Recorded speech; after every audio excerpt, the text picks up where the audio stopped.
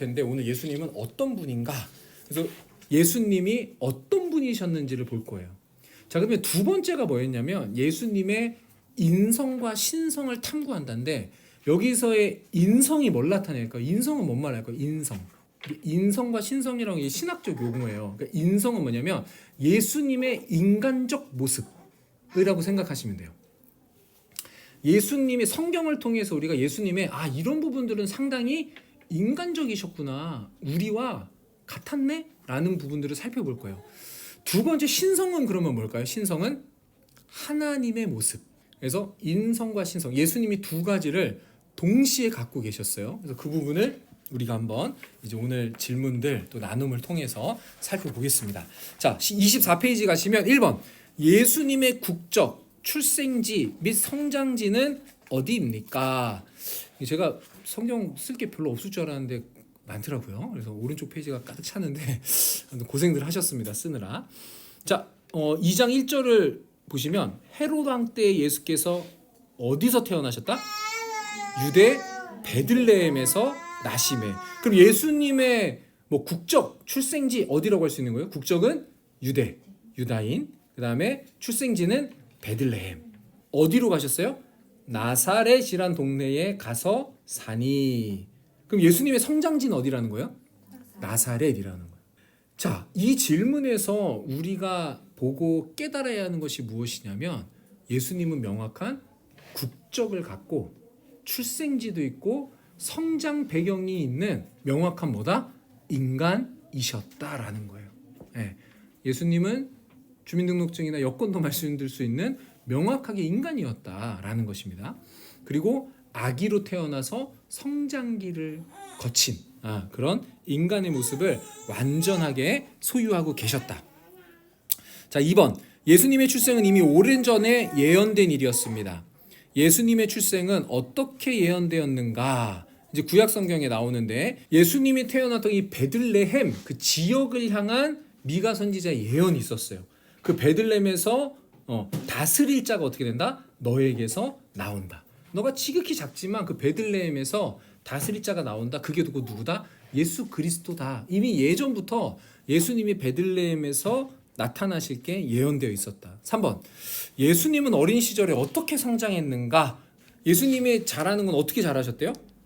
성장기에 하나님의 은혜가 그 위에 있었다라는 거예요.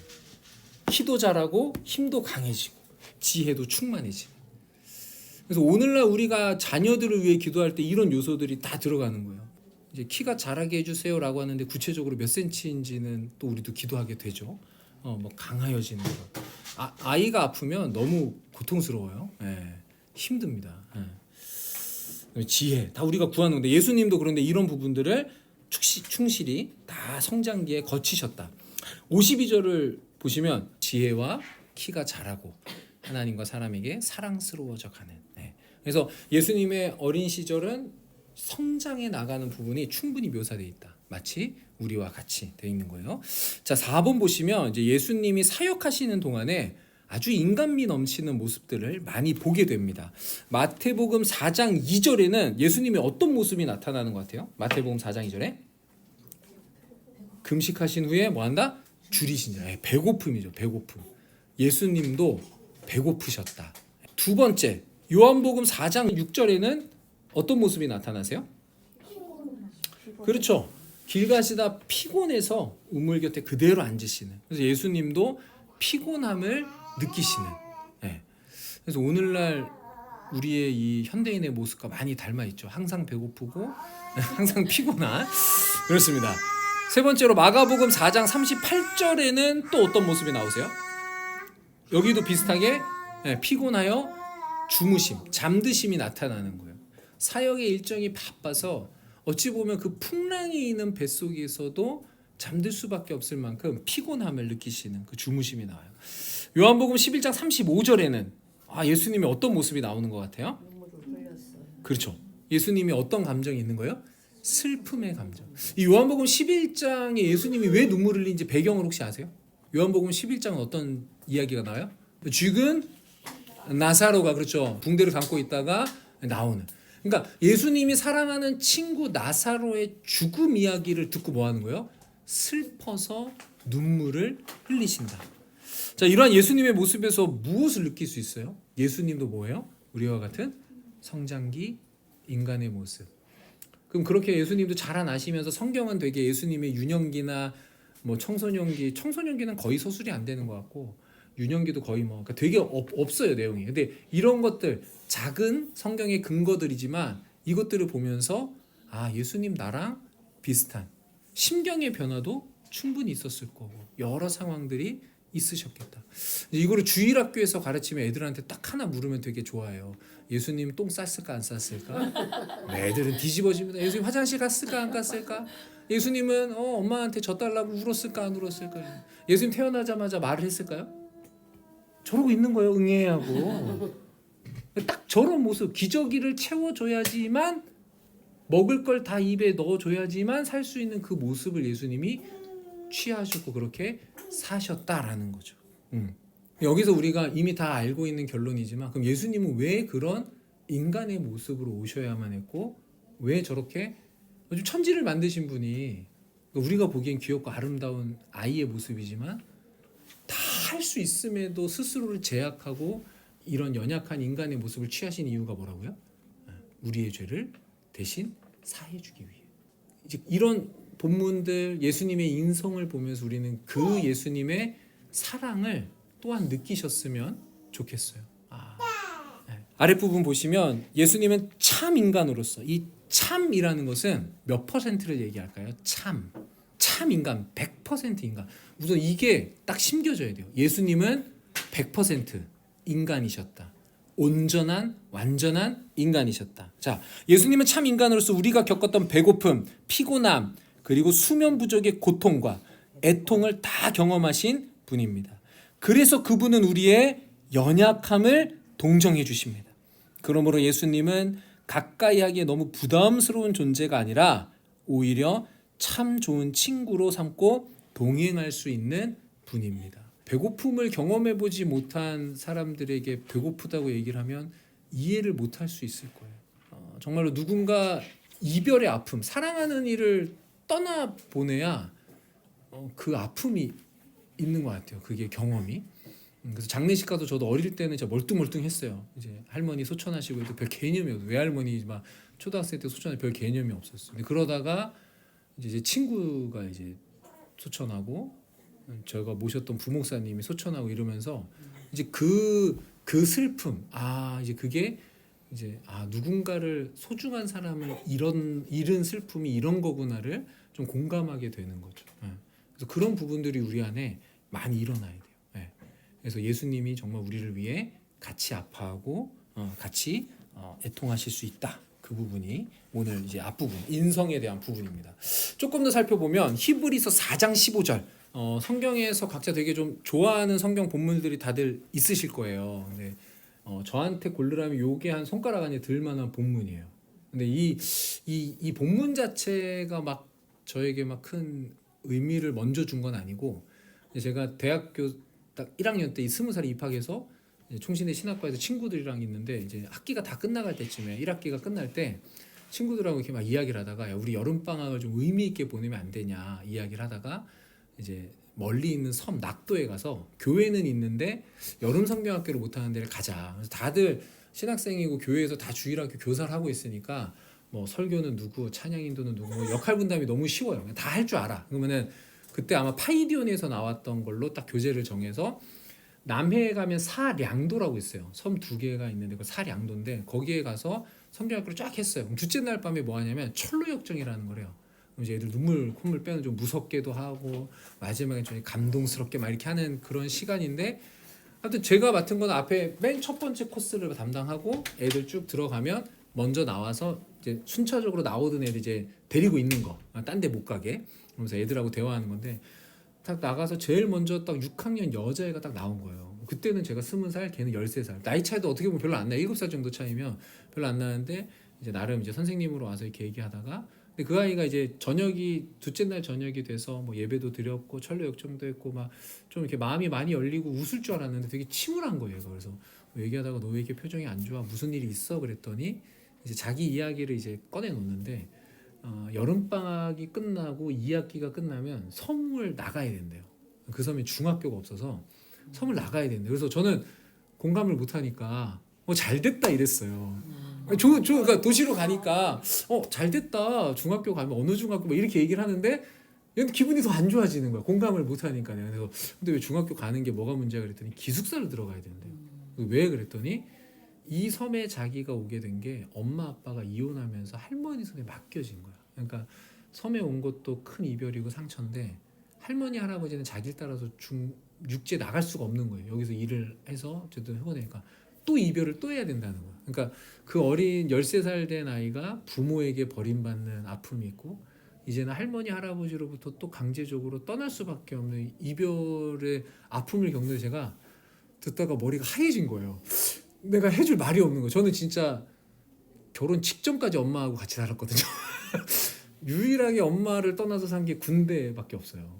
그러니까 야, 이 엄마 아빠 밑에서 평생 그냥 살아왔던 내가 해줄 말이 없는 거예요. 근데 그때 이 얘기를 들으면서 기도를 해서 하나님 도대체 이 아이에게 무슨 얘기를 내가 한마디라도 하긴 해야 될 것 같은데 뭔 얘기를 해야 될까라고 했을 때 이 본문을 하나님이 떠올려 주신 거예요. 그래서 예수님은 너와 같이 제자들에게도 버림받고 가족들에게도 버림받고 다 그랬지만 그래서 그분은 나는 너의 이 아픔이나 이별을 공감하지 못하지만 예수님은 너에 대해서 다 공감하시고 너와 함께 하시고 위로해 주실 거야 라고 제가 이 본문을 이제 사용해서 그렇게 위로를 했던 적이 있어요. 벌써 그때가 이제 24년 전이니까 그 친구도 30 중반이 됐겠죠. 저도 이제 40 중반이 되고 그래서 뭐 하고 있는지 모르지만 기억이 나요. 그 밤에 사량도의 그 이제 밤하늘 아래서 이렇게 얘기를 나눴던. 근데 저에게는 이게 되게 각별한 본문인데 이 본문이 갖는 의미가 뭐냐면 1번을 보시면 예수님은 어떤 면에서 우리 인간과 같으신가? 본문에는 어떻게 나와요? 우리와 똑같이 뭐했다? 시험을 받으셨다. 이별의 슬픔, 육신의 고통 등등등. 그 수많은 시험을 우리가 똑같이 당했다. 그래서 우리가 앞에서 봤듯이 배고픔, 피곤함, 슬픔 이런 것들을 예수님이 다 경험하신 거예요. 그래서 우리와 고통과 아픔을 온전히 이해하신다. 자, 그럼 2번. 근데 우리와 어떤 면에서 다르신가? 완전한 인간이시면서도 우리하고 다른 게 있다. 그 첫 번째가 뭐예요? 죄가 없다라는 거예요. 죄가 없다. 우리 인간은 다 죄가 있습니다. 그런데 예수 그리스도만은 죄가 없으시다. 왜요? 예수님은 참 인간으로서 인성도 갖고 있지만 또 뭐예요? 참 하나님이신 거예요. 그래서 그분은 죄가 없으시다. 여기서 조금 더 깊이 있게 신학적인 의미로 들어가면 예수님이 죄가 없어야만 하는 이유가 뭘까요? 죄가 있다면 성경의 표현이나 우리도 인생을 살아봐서 하지만 내가 내 죄도 감당을 못해요. 이해가 되세요? 예수님이 죄가 있다면 예수님 죄 짊어지고 죽으면 끝이에요. 그러니까 누군가의 타인의 죄까지 짊어질 여력이 없어요. 그래서 예수님은 죄가 없으셔야 되고 두 번째로 예수님이 하나님이셔야만 하는 이유가 있는데 그게 뭐냐면 하나님의 속성 중에 뭐가 있냐면 무한함이 있어요. 무한함. 영원함, 무한함. 그러니까 예수님한테 죄를 넣을 수 있는데 얼마나 넣을 수 있다는 거예요? 무한히 넣을 수 있다는 거예요. 인간이 인간에게 죄를 준다면 인간 1인분밖에 못 주는 거예요. 근데 예수 그리스도는 무한하시기 때문에 아담으로부터 예수 그리스도 언제 재림하실지 모르지만 곧 오실 재림 그때까지 이 땅에 살고 있는 모든 인간의 죄를 다 예수님한테 집어넣어도 될 만큼 예수님은 무한하셔야 돼요. 그렇기 때문에 참 하나님이셔야만 해요. 그래서 구원자가 인간이 될 수 없는 이유가 그거예요. 인간은 1인분의 죄밖에 감당을 못하는데 모든 사람의 죄를 영원히 감당하기 위해서는 하나님, 무한하신 하나님이셔야만 해요. 그래서 하나님이신 예수 그리스도이기 때문에 죄가 없으시고 우리의 죄를 감당할 수 있다라는 거죠. 그 다음에 예수님이 인간과 다른 면이 본문에 또 나오는 게 뭐냐면 연약함을 동정하실 수 있다. 저는 인간이기 때문에 제가 경험하지 못한 게 다 공감은 되진 않아요. 그냥 단순히 얼마나 참 고통스럽고 힘드실까 이제 그런 이제 근데 예수님은 근데 온전하게 뭐 하신다? 우리와 다르게 온전한 공감, 동정을 하실 수 있다라는 거예요. 자, 6번 보시면 사람들은 예수님을 위대한 성인이라고 말한다. 그래서 세계의 3대 성인 이런 얘기 합니다. 자, 그런데 예수님을 성인이라고 부르는 게 맞을까요? 틀릴까요? 어떻게 생각하세요? 이게 뭐 말장난 같을 수 있는데 예수님을 3대 성인이라고 말하는 게 맞을까요? 틀릴까요? 어떻게 생각하세요? 세상 사람들 기준에서 맞을 수 있어요. 근데 우리 입장에서 그걸 동의하면 안 돼요. 아, 그래, 우리 예수님을 높게 평가해 주셔서 참 감사해요. 이러면 안 되고, 예수님 스스로가 뭐라 그랬냐면, 아까 우리가 뒤에도 보겠지만 예수님 스스로가 하나님이라고 선포해요. 그러면 자기를 신이라고 말한다는 거예요. 근데 세상 사람들은 그걸 뭐라고 하면 성인으로 깎아내리는 거든지 예수님이 신이라고 말하는 부분은 안 믿는 거예요. 내가 신이다라고 하면 미친놈이다 이렇게 해야 되는데 그거는 아니고, 그러니까 아예 예수님의 말을 자기들이 듣고 싶은 대로만 보고 들어서 평가를 했더니 그래, 이 정도의 삶과 이렇게 가르침이면 성인이라 할 만하다. 근데 우리는 그거에 동의가 안 되고 예수님의 가르침 전체를 보고 삶 전체를 봤을 때 그분은 성인이 아니라 구원자이시고 참 하나님이시다, 이런 표현이 좀 더 맞을 것 같아요. 그리고 또 보시면 기독교의 창시자 또는 예언자라고도 합니다. 충분히 할 수 있는 생각입니다. 그렇다면 예수님은 당신 자신을 어떻게 소개하셨습니까? 자, 요한복음 10장 30절에서 예수님은 어떻게 소개하고 계셔요? 나와 아버지는 뭐다? 하나다. 네. 여기서의 아버지는 성부 하나님, 여호와죠. 예수와 여호와는 뭐다? 하나다. 하나다. 네, 하나다. 그러면 곧 예수님이 뭐라고 말하는 거예요? 나도 신이다. 나도 하나님이다 라고 이야기를 한 거예요. 자, 두 번째, 요한복음 5장 23절에서는 예수님이 뭐라고 말씀하셔요? 이게 조금 어렵게 나올 수도 있는데, 아들을 공경하지 아니하는 자는 그를 보내신 아버지도 공경하지 않는다. 이 말도 결국엔 어떤 의미예요?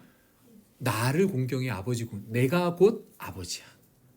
그러니까 우리가 어떤 나라의 대사를 파견하는 게 곧 우리나라를 대표하는 대통령과 같은 위치로 보낸다면은 마찬가지예요. 예수님을 하나님처럼 대해야 된다는 거예요. 성부 하나님처럼. 요한복음 14장 9절에는 어떻게 나와요? 나를 본 자는 누구를 보았다? 아버지를 보았다. 네. 나 봤어? 곧 아버지 본 거야. 내가 하는 말 들었어? 곧 하나님의 음성을 들은 거야. 이런 표현이에요. 내가 곧 하나님 아버지 여호와야 라는 거예요. 여기서 이제 다들 이제 모태신앙의 수준이 있으시니까 우리가 구원을 받는 방법이 뭐예요? 우리는 어떻게 구원받아요? 네? 믿음. 누굴 믿어요? 예수님을 믿으면 구원을 받아요. 예수님 믿으면 왜 구원받아요? 예수님 믿으면 어떻게 될까요? 죄가 사해지고. 결국에는 누구에게 가게 될까요? 누구를 알게 될까요? 예수님을 믿으면 여호와 하나님을 알게 돼요. 좀 이해가 잘 되셨으면 좋겠어요. 제가 다른 얘기를 하려는 게 아니라 주 예수 그리스도를 믿으면 예수님은 스스로를 뭐라고 하시면 내가 곧 길이다 이랬어요. 길. 예수님은 길이에요. 진리예요. 생명이에요. 그 길을 쭉 따라가면 결국엔 누가 나타난다? 여호와 하나님이 나타나는 거예요.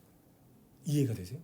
그래서 구약에는 예수님이 예표되거나 예수님이 상징적으로 드러나는 사건들이나 인물들이 있어요.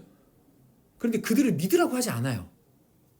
누구를 믿어야 돼요? 구약 백성들은 여호와 하나님을 믿어야 돼요.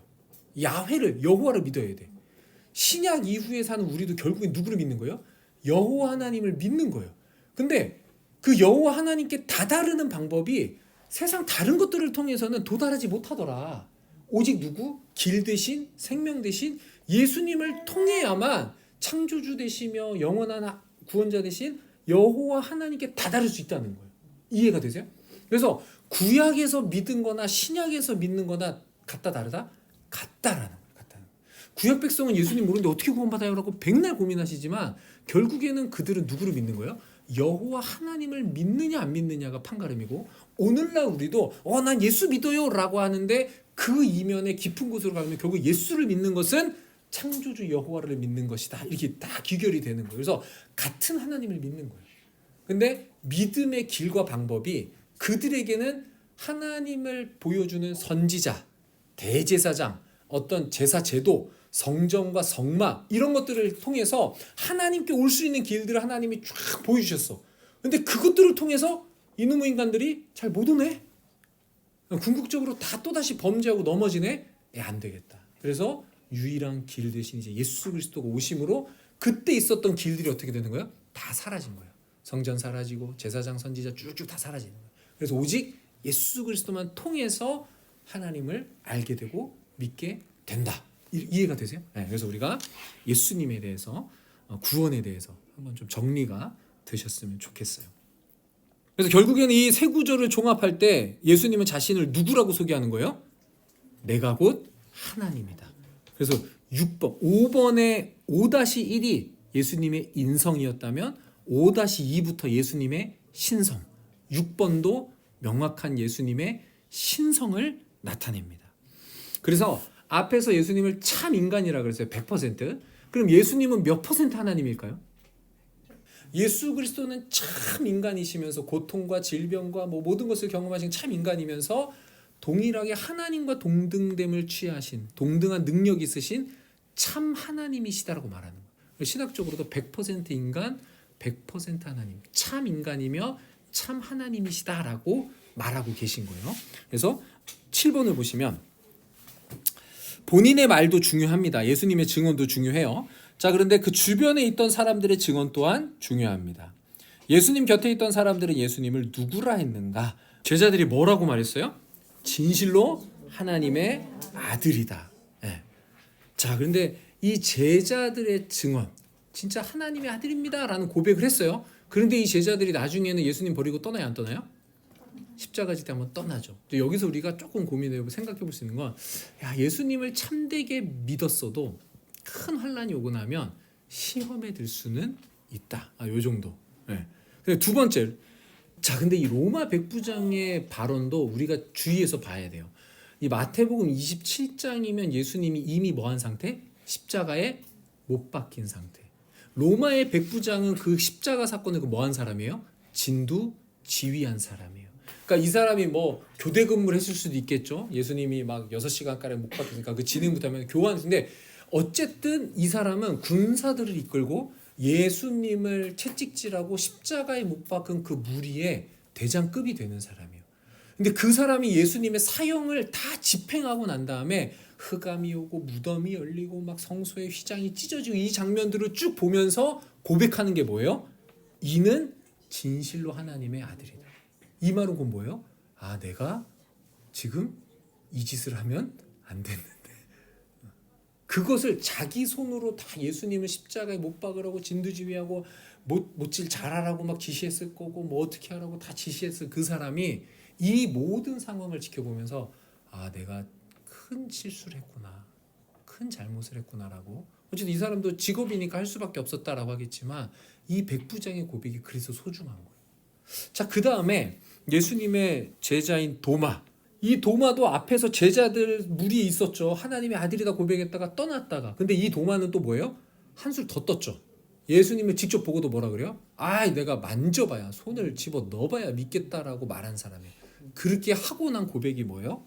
아, 나의 주님이시오, 나의 하나님이시다. 그래서 오늘 이 주변 사람들의 증언이 조금 더 우리에게 어떤 이펙트를 주는 이유는 뭐냐면, 의심을 다 거친 사람들이 그냥 대놓고 그냥 순수하게 믿어 이게 아니라 얘 사형돼야 돼, 얘 반역자야, 지가 하나님의 아들이래, 야 네가 네 스스로 구원해봐, 이렇게 막 조롱하고 침뱉고 했던 그 무리들의 수장, 도마처럼 의심이 많았던 사람, 이 사람들의 결국 하나 같은 고백이 뭐다? 예수가 하나님의 아들이고 하나님이시다라는 거예요. 의심에 의심을 거듭했던 당시 예수님을 직접 보고 대화했고 함께 했던 사람들의 증언이기 때문에 우리에게 좀 더 의미가 있는 것 같아요. 자, 이 세 부류의 사람의 증언을 종합할 때 예수님은 어떤 분이라고는 결론이 나세요? 예수님은 어떤 분이세요? 참 인간이시고, 두 번째는 뭐예요? 죄가 없으신 분이고, 또 참 하나님이시다. 네.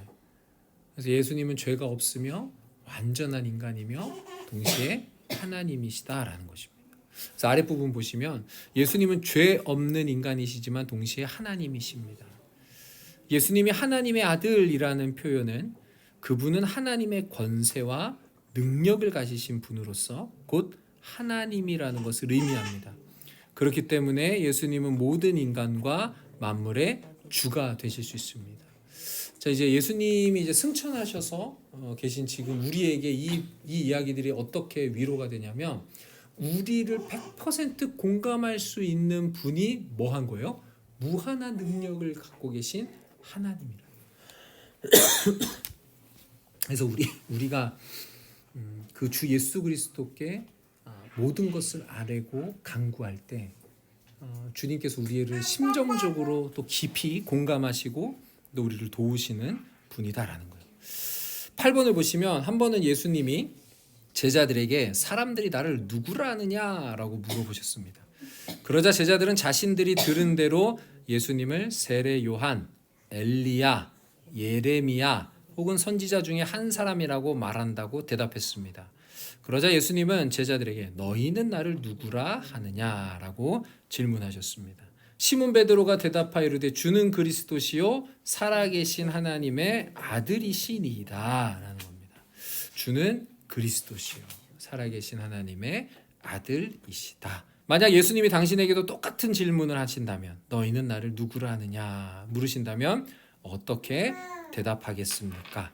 당신에게 예수님은 어떤 분이십니까? 좀 생각을 해보셨으면 좋겠어요. 이제 우리가 이 예수님을 내가 만났던 적이 언제 있는지, 나를 공감해 주셨던, 그리고 또 나를 전폭적으로 후원하고 도와주셨던 그 예수님.